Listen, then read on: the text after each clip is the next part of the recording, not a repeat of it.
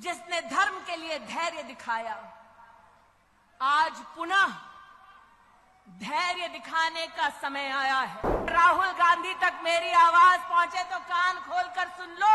मैदान तुम चुनो, कार्यकर्ता हम देंगे।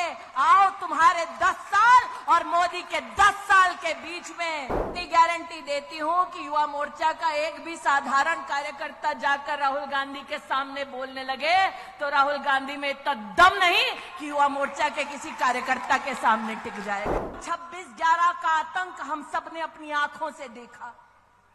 हम सबको याद है, पाकिस्तान से आतंकवादी आए, मुंबई की सड़कों को लहूलुहान कर दिया और दिल्ली में बैठी सोनिया मैडम की सरकार चुपचाप तमाशा देखती रही। उस शाम जब मुंबई लहूलुहान हो रही थी, तब मीडिया के माध्यम से पता चला कि कांग्रेस के युवराज किसी जश्न में शामिल थे। जब वो सत्ता में थे तो उनका घमंड ऐसा कि उन्होंने भगवान राम का कोई अस्तित्व नहीं ऐसा एफिडेविट देश की एक कोर्ट में दे दिया।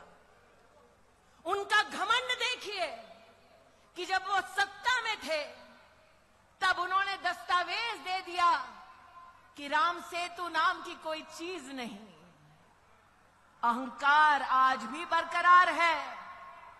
जब रामलला का भव्य मंदिर निर्मित हो रहा था, जब प्राण प्रतिष्ठा समारोह के लिए उनको भी आमंत्रित किया गया, अहंकार देखिए, उन्होंने आमंत्रण को ठुकरा दिया। देवेंद्र भाई, रस्सी जल गई, बल नहीं गया। इसलिए आज आप सबसे कहती हूं कि हर राम भक्त ने, जिसने धर्म के लिए धैर्य दिखाया, आज पुनः धैर्य दिखाने का समय आया है।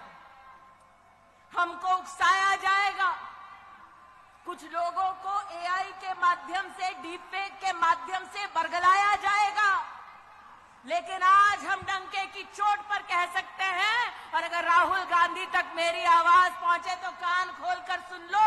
मैदान तुम चुनो, कार्यकर्ता हम देंगे। आओ तुम्हारे 10 साल और मोदी के 10 साल के बीच में क्या फर्क है, इस पे चर्चा हो जाए।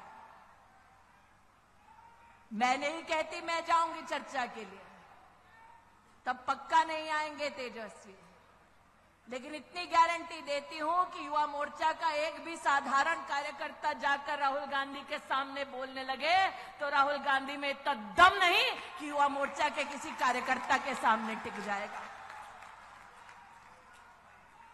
और अगर युवा मोर्चा के किसी कार्यकर्ता को यह मौका मिले कि जो अन्याय करने के बाद न्याय यात्रा निकालने का ढोंग कर रहे हैं, उनसे अगर बात करने का मौका मिले, तब एक प्रश्न अपनी दीदी की ओर से जरूर पूछना कि प्रभु राम के अस्तित्व को नकारा, भारत की सेना के शौर्य को धिक्कार कर राहुल गांधी और उसके नेताओं ने देश की संसद में भारत की सेना से प्रमाण मांगा उनके पराक्रम का।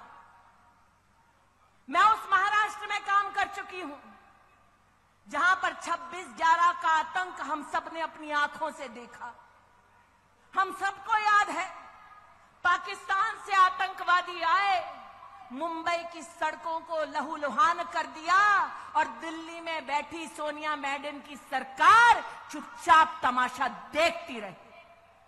हम सब महाराष्ट्र में इस बात के साक्षी हैं।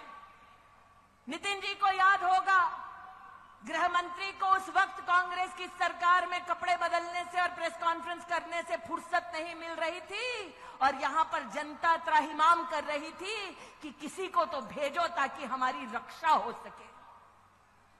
और उस शाम जब मुंबई लहूलुहान हो रही थी, तब मीडिया के माध्यम से पता चला कि कांग्रेस के युवराज किसी जश्न में शामिल थे। वो व्यक्ति जो मुंबई जब लहूलुहान हो रही थी जश्न में शामिल थे, वो भारत की सेना से उनके पराक्रम का तब प्रमाण मानते हैं जब भारत की वायु सेना पाकिस्तान में आसमान चीरते हुए आतंकवादी कैंप्स को ढेर करती है।